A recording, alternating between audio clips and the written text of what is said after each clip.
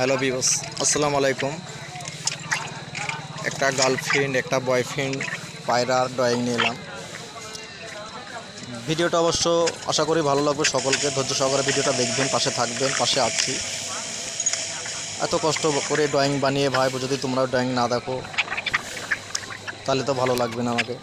Please ভিডিওগুলো দেখবা, like comment করবা, আমি তোমাদের পাশে আছি। দেখো ড্রয়িংটা কত সুন্দর লাগছে।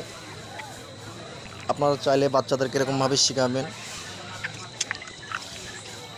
পায়রা দুটো গার্লফ্রেন্ড আর বয়ফ্রেন্ড দুজন রাগাইছে। দেখুন কত সুন্দর ড্রয়িংটা লাগছে। এরকমভাবে আপনারা চাইলে বাচ্চাদেরকে শেখাতে পারবেন।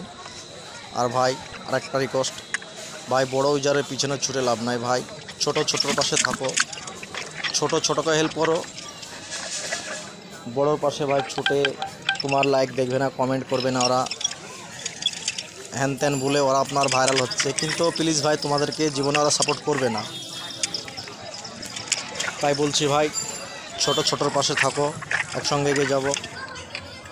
দেখুন ড্রয়িংটা কত সুন্দর হলো। আপনারা চাইলে এরকমভাবে ড্রয়িংটা করতে পারবেন। দেখুন ড্রয়িংটা ভালো লাগবে। Thank you.